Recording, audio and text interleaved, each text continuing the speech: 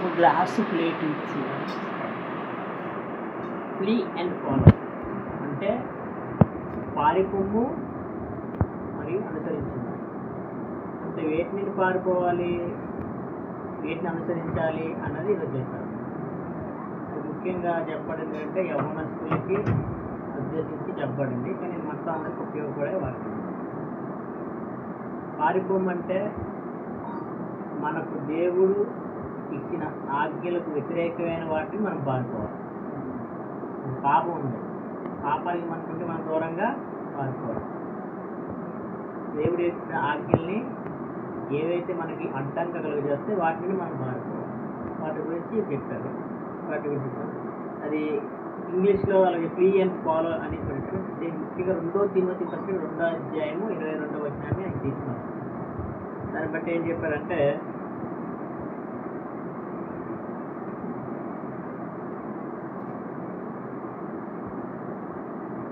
నువ్వు యవ్వనేచ్ఛల నుండి పారిపోము, పవిత్ర హృదయులై ప్రభువులకు ప్రార్థన చేయవారితో కూడా నీతిని, విశ్వాసమును, ప్రేమను, సమాధానమును వెంటాడుము. యవ్వనేచ్ఛల నుండి పారిపోమంటున్నారు. యవ్వనేచ్ఛలు అంటే మనకి బాల్య దశలో మనకి అంతగా తెలియని వయసులో బాల్యం అంటే చిన్నప్పుడు. కానీ కొంత వయసు వచ్చేటప్పటికి పరిపక్వత మనం చిన్నప్పుడు కొంచెం ఎదిగినప్పుడు వయసు ఎదిగినప్పుడు టీనేజ్ ఉంటారు కదా మనసులో. ఆ సమయంకి వచ్చినప్పటికి ఏది మంచి ఏది చెడు వాళ్ళకి తగ్గ ఆశలు కానీ కోరికలు కానీ అప్పుడు పుడుతుంటాయి. అవి దేనిలో ఉన్నాయి, దేవునికి దగ్గరగా ఉన్నాయా, భూ సంబంధమైన ఉన్నాయా, అపవాదికి దగ్గరగా ఉన్నాయా అంటే మనం చూసుకోవాలి. మరి యవ్వనేచ్ఛల నుండి పారిపోమంటే యవ్వనేచ్ఛలు అనేక కోరికలు కలుగుతూ ఉంటాయి. మనం అన్ని దాటుకుని వచ్చినాం, యవ్వన స్థితిని మనం దాటుకుని వచ్చినాం కాబట్టి అవి మనకి తెలుసు ఎలాంటి కోరికలు, ఎలాంటి ఆలోచనలు ఉంటాయో, ఎలాంటి బిహేవియర్లో. అవి యవ్వన స్థితిలో ఉన్నప్పుడు, వయసులో ఉన్నప్పుడు అవి కలిగే స్థితిని బట్టి వాటి నుండి ఏం చేయాలంటే పారిపోమంటున్నాను అనమాట. ఒకవేళ నీకు అబద్ధం ఆడే స్థితి వచ్చిందనుకోండి, వాటి నుండి మనం అబద్ధం ఆడకుండా మనం పారిపోవాలి. అలాగే మోసం చేసే స్థితి వచ్చిందనుకోండి, మోసం చేసిన మనం పారిపోవాలి. అలాగే అనేకమైన పాపపు ఆలోచనలు మన మధ్యలో కానీ కలిగి ఉంటే వాటిని మనం పారిపోవాలనేసి అక్కడ రాయబడింది. ముఖ్యంగా యవ్వనస్తులు. ఎందుకు యవ్వనస్తుల గురించి చెప్పబడిందంటే, అపోస్తలుడైన పౌలు గారు తిమోతి గారిని ఒక సంఘానికి నడిపించమని అప్పచెప్పి వెళ్ళారన్నమాట. మరి తిమోతి అనే వ్యక్తి యవ్వనస్తుడు. తిమోతి అనే సువార్తికుడు అక్కడ యవ్వనంలో ఉన్న వ్యక్తి. ఆ యవ్వనంలో ఉన్న వ్యక్తి ఏ విధంగా ఉండాలి, చక్కగా ఉండాలి. అని యవ్వనం బట్టి ఎవరు కూడా తృణీకరించకూడదు. మనం వింటూ ఉంటాం, చాలా మంది చూస్తూ ఉంటాం.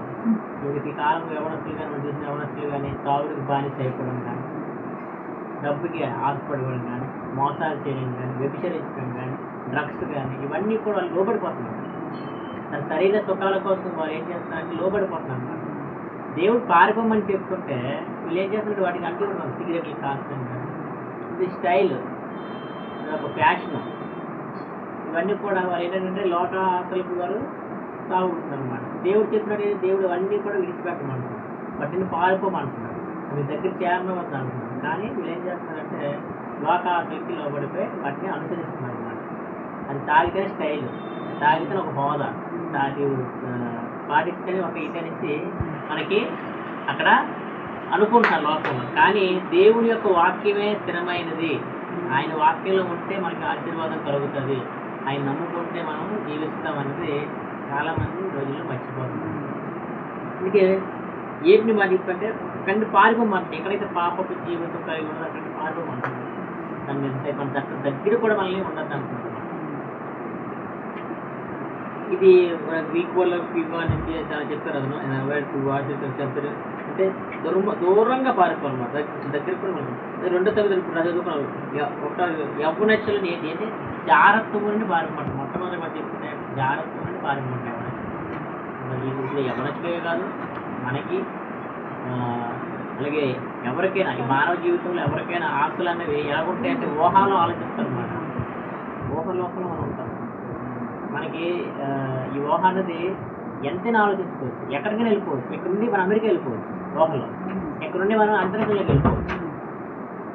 మనం ఊహ అంత గొప్పది. మన ఆలోచన అన్నిటికంటే ప్రపంచంలో స్పీడ్గా వెళ్ళేది అని అంటే అదొక ఆలోచనే. ఇక్కడ ఉంటుండగానే మనం ప్రపంచాన్ని చుట్టి వచ్చేది ఆలోచన అంతే కదమ్మా. మనం ఏం చేస్తాం ఊహించుకోవాలి, మన ఊహను అనేక విధాలుగా మనం మార్చుకోవాలి. మరి అలాంటి ఊహలతో పాపాలు మనం చేయకూడదు, పాపపు ఆలోచనలు మనం చేయకూడదు. అది పాపం అని తెలిసిన ప్రతి వ్యక్తి కూడా అది చేయకుండా ఉండడానికి మనం ప్రయత్నిస్తూ ఉండాలి. అందుకే యవ్వనేసిన మనం మొట్టమొదటి చెప్పిన జాగ్రత్త నుండి పాపం అంటున్నాం. ఎందుకంటే యవ్వనంలో ఎక్కువగా ఉన్నది ఏంటంటే జాగ్రత్త, విచారమే, మోహమే. స్త్రీ మోహానికి లొంగిపోయి ఉన్నారు, పురుషుల లోహానికి లొంగిపోయి ఉన్నారు. ముఖ్యంగా తెలియదు ఈ కాలంలో అనేక విచ్చలవిడిగా జరుగుతుంది. మన అన్నింటినీ మనం చూస్తున్నాం. అన్నింటి కూడా మనం ఇంతకంటే పారిపోమంటున్నాం. వాటిని మనం వాటిని ప్రోత్సహించకూడదు, వాటిని మనం అనుసరించకూడదు, వాటి నుండి మనం పారిపోమంటున్నాం. కాబట్టి మనం రక్షింపబడాలంటే ఏం చేయాలంటే పారిపోవాలి.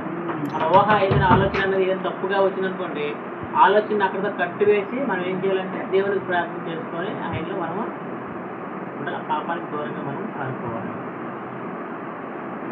అలాగే రెండోదిగా చేస్తుంది మనకి లస్ట్, అంటే కోరిక. కేవలం కోరికలు ఉంటాయి. లస్ట్ అంటే ఇదంటే నాకు చాలా ఇష్టం, ఇదంటే నాకు చాలా ఇష్టం అని కొన్ని కోరికలు ఉండిపోతాయి అమరచిత్తులు.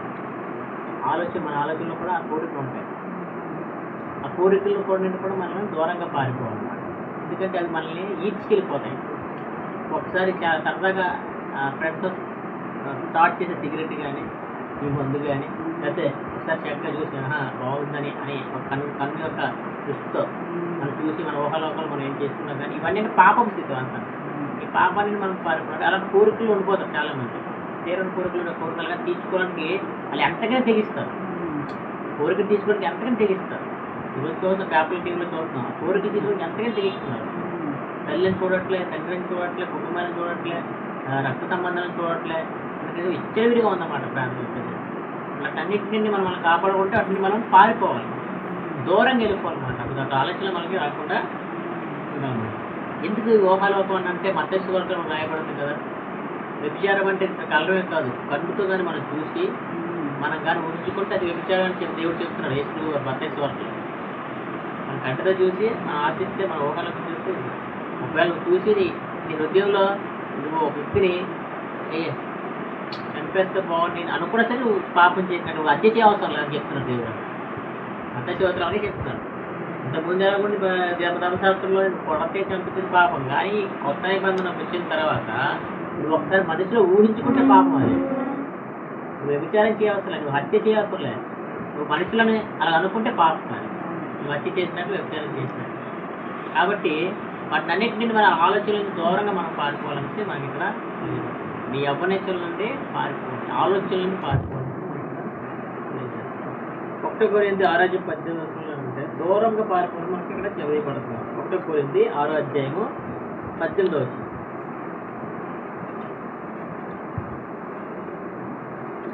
మనం ఏమనుకుంటున్నామంటే ఆలోచనే కదా, సరదాగా ఏమైపోతే ఏమైంది అంటే మనం ఒక ఆలోచనతో మొదలంటే ఆలోచన అనేది ఎక్కడికో వెళ్ళిపోద్ది అన్నమాట. 6:18 రాయబడింది.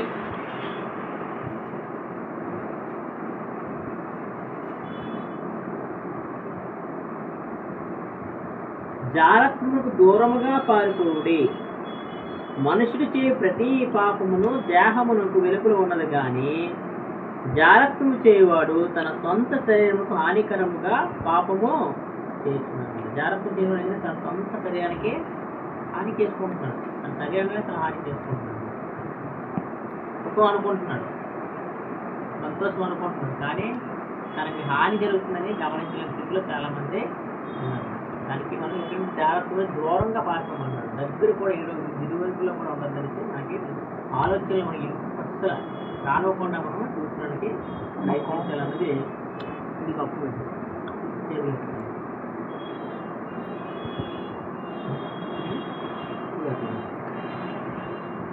దూరంగా పారిపోమంటే మనకి ఇక్కడ తెలియజేస్తున్నాం.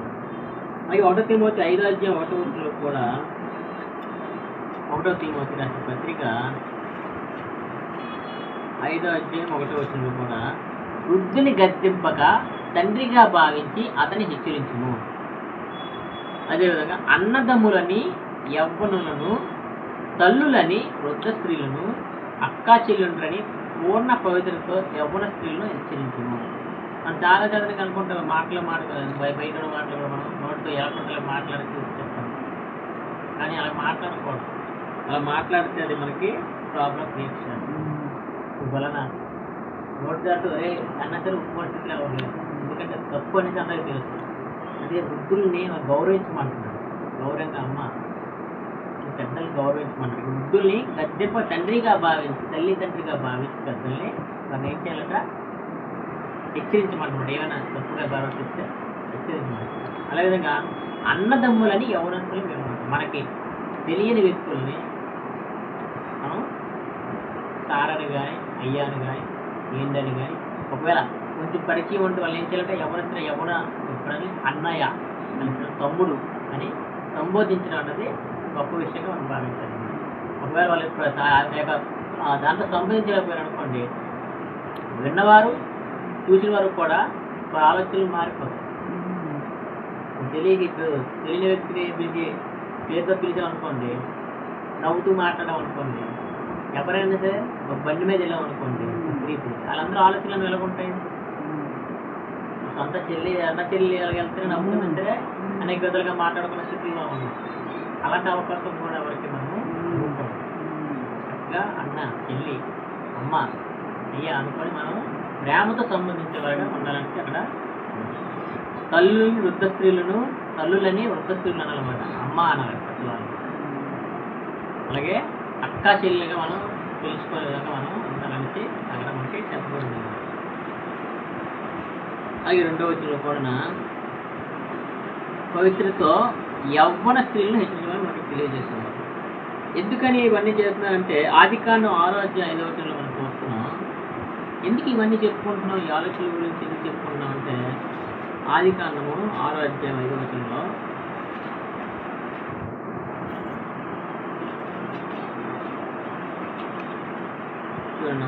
నరుల చెడుతనము భూమి మీద గొప్పది. నరుల చెడుతనము మనుషుల చెడుతనము భూమి మీద గొప్ప అంటే తారాస్థాయికి వెళ్ళిపోయింది అన్నమాట. ఎటువంటి పాపాన్నైనా వారు చేసేస్తున్నారు, ఆలోచించట్లేదు. అలాగే వారి హృదయము యొక్క తలంపుల్లోని ఊహ అంతా ఎల్లప్పుడూ కేవలం చెడ్డది.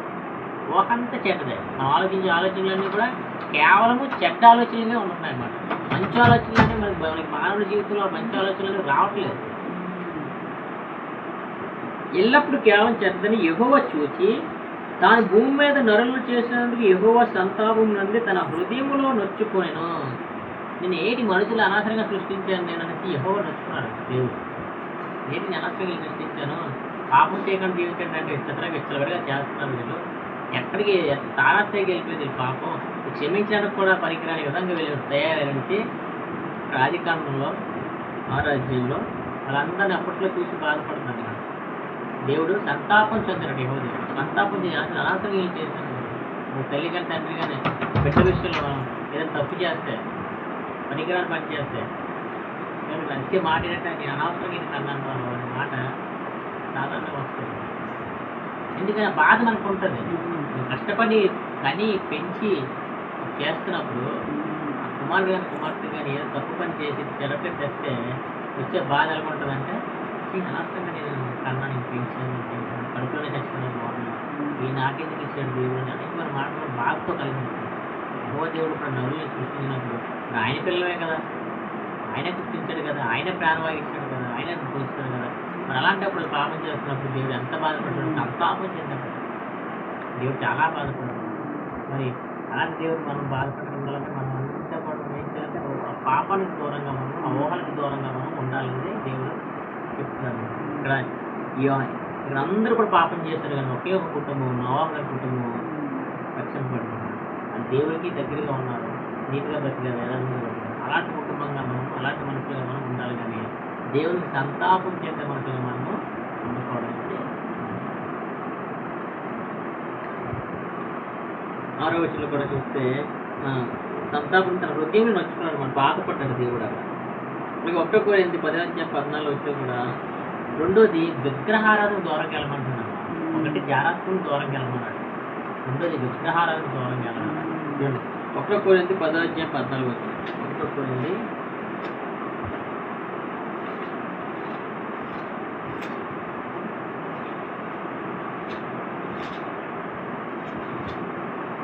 10వ అధ్యాయము 19. కాబట్టి నా ప్రియులారా, విగ్రహారాధనకు దూరముగా పారిపోండి. విగ్రహారాధనకి దూరంగా పారిపోమన్నారు. ఒకవేళ మనం దాని నుండి వచ్చాం, మనం ఫస్ట్ దాని నుండి వచ్చాం, కానీ నీళ్ళకి వస్తుంది దాని గురించి ఆలోచించాం, దాని గురించి చేయకూడదు, దాని గురించి అసలు ఆలోచన చేయకూడదు. కొద్దిగా దీపం పెడతానమ్మా, నేను బొట్టు పెట్టుకుంటానమ్మా, నచ్చిందే పెట్టగా తింటానమ్మా అనేసి అది బాధపడతారు కదా, అది మొహమాట పడతారు కదా, మనం ఏం చేసామంటే దేవుడు ఖచ్చితంగా మనకి శిక్షణ చేస్తున్నారు. ఎందుకంటే పాత నిబంధనలో విగ్రహారాధకులు చాలా మంది ఆయన భూస్థాపనం చేసి మట్టి పెట్టి చంపేశాడు దేవుడు. మిమ్మల్ని విగ్రహారాధనకి దూరంగా వెళ్ళాలి. విగ్రహాలకు సంబంధించిన ఏ ఆచారం కూడా మనం ఫాలో చేసుకోవాలి, ఏ ఆచారం కూడా మనం మళ్ళీ దాన్ని తిరగేయకూడదు. మోస్తాయి కానీ ఇలా పెంపే సంథింగ్ ఏదో కానీ బిడ్డలకు బాగపోతే 2 రోజులు బాగుతుంది అనుకోండి, పక్కకి లేదు పిల్లమ్మ ఏంటమ్మా ఇంకా నువ్వు మీ దేవుడు నమ్ముకొని ఇంకా బిడ్డకు బాగోట్లేదు, ఏదైనా జరిగితే ఇబ్బంది, పిల్లలతో నీకు తాయిది కట్టిస్తాను, లేకపోతే బొట్టు పెట్టిస్తాను, సాయిబాబా బొట్టు పెట్టిస్తాను, తగ్గిపోద్ది అంటే మనకి ఆ శోధన చేస్తారు. కానీ మన దేవుడు నిలవాలంటే సత్యాన్ని దేవుడు అది ప్రయత్ చేస్తాను, ఉంటే ప్రయత్ చేస్తాను అంటారు. సంథింగ్ ఏవో ఎప్పుడు ఆచారాలు వస్తాయి, ఆచారాలు ఏమిటి మనం మళ్ళీ మనం పాటించాలంటే విగ్రహాలని మనం పట్టుకు దూరం వెళ్ళిపోయింది. మనం ఒకవేళ దూరం పారిపోయి దూరం పారిపోయి మనం కానీ ఏదైనా మొహమాట పడుతుంది కానీ బాధపడతాము కానీ మనం కానీ మనం పనులకి దేవుడు మనకు దూరంగా పారిపోతాం. అది మనకి దూరంగా పారిపోయి చెప్తున్నాం. మూడోదిగా మనకి ధనాపేక్ష అన్నమాట. 1 తిమోతి 6వ అధ్యాయం 10వ వచనం. 1 తిమోతి 6వ అధ్యాయం 10వ వచనంలో, ఎందుకనగా ధనాపేక్ష సమస్తమైన కీడులకు మూలము. కొందరు దాన్ని ఆశించి విశ్వాసం నుండి తొలగిపోయి నానా బాధతో తమను తామే పొడుచుకున్నది. ఎందుకంటే ధనాపేక్ష అంటే డబ్బు యొక్క విషయం, ధన విషయం, మనీ అనేది ఏంటంటే సమస్తమైన కీడులకు మూలం. సమస్తమైన కీడులకు ధనమే మూలం. కూటి కోసం పోటీ ఎందుకు చేస్తున్నారంటే ఆ ధనం కోసమే. వాళ్ళు ధనం సంపాదించుకొని దీన్ని సుఖపడతామని ఆలోచించలే ఉంటారు. కానీ ధనం మీద వ్యామోహం అన్నది ఉండకూడదు. కష్టించి ఫలించి నువ్వు తింటూ ఒక పోషించగల స్థితిలో మనం ఎవరికైనా సాయం చేయాలి అంటే దానికోసమే మనం జీవితాన్ని మనం ఎప్పుడు కూడా దానికి మనం దాసోహం అనుకోవడానికి దాని ఎలాంటి మనం దూరంగా ఉండాలి. మనం చెప్పి ధనాపేక్షకి దేవుడు మరి ఎలా ఉండాలి మనం అంటే తిమోతిలో 2:2 వచ్చిన చదివినప్పుడు 2 తిమోతి మనం చదివాం కదా, ఎలా ఉండాలి మనం? పవిత్ర హృదయలే ఉండాలమ్మా, ప్రభువు ప్రార్థన చేసేవారు ఉండాలమ్మా, నీతిని విశ్వాసము ప్రేమను సమాధానం కలిగి ఉండాలి. ప్రేమ సంతోషము అవన్నీ ఎలా వస్తాయంటే సమాధానం కలిగి ఉంటే మనకి, విశ్వాసంలో ఉంటే మనకి, నీతిలో ఉంటే మనకి వస్తాయి. మన పవిత్ర హృదయంతో ఉండాలి. పవిత్ర హృదయాన్ని మనం ఏర్పాటు చేసుకుంటూ ఉండాలి. ఆ పవిత్ర హృదయంలో మనం ఉంటే దేవుడు మనకి సాయం చేస్తారన్నమాట. వీటన్నింటినీ మనం ఫాలో అవ్వాలన్నమాట. ఇలా వీటి వల్ల ప్రార్థన చేసే వరకు ఉండాలి, అలాగే పవిత్రంగా ఉండాలి, అలాగే నీతిని అనుసరించాలి. నీతి అంటే ఏంటి? నీతిగా ఉండడం, ఎటువంటి పాపం లేకుండా జీవించడం. ఏదైతే సత్యమైన దేవుడు ఉన్నాడో, ఏదైతే సత్యమైన సంఘం ఉందో ఆ నీతిని మన పక్కన మొట్టమొదటి వెంటనే నీతిని, రాజ్యాన్ని ఎత్తుకు తర్వాత ఇవన్నీ కూడా. నీతి అంటే క్రీస్తు ఉంది అక్కడ. క్రీస్తు అంటే నీతి, ఆయన పరిశుద్ధుడు, ఆయన పరిశుద్ధుడు వరుడు, ఆయన ఆయనలా మనం ఉండేట్టుగా మనం విశ్వసించాలి. ఏ విశ్వాసం? ఒకే దేవుడు, యేసుక్రీస్తు దేవుడు, ఒకే సంఘం, క్రీస్తు సంఘం అని మనం విశ్వసించాలి. ఆ విశ్వాసం ఒకే విశ్వాసంలో ఉండాలి. మనకి ఏది ఎవరైతే చెప్పారంటే ఆ విశ్వాసాన్ని మనము తొలగిపోకూడదు. అలాగే చెప్పబడింది కదా, ప్రేమ కలిగి ఉండాలమ్మా. ప్రేమ కలిగి మనం అందరితో ప్రేమ కలిగి ఉండాలన్నమాట. ప్రేమతో మనం జీవించుకోవాలి. అది సమాధానం కలిగి ఉండాలన్నమాట. సమాధానంగా మనం ఎక్కువగా గొడవ కాకుండా దానికి సమాధానంగా ఉంటుంది. మనకి ఇవన్నీ కూడా ఫాలో అయితే, ఇవన్నీ కూడా మనం ఏది పాపం నుండి పారిపోయి దేవుని యొద్దకి వీటన్నిటిని మనం ఫాలో అయితే చక్కగా జీవితాలు అనేవి మనకి విధంగా ఉంటాయని మనకి ప్రార్థన.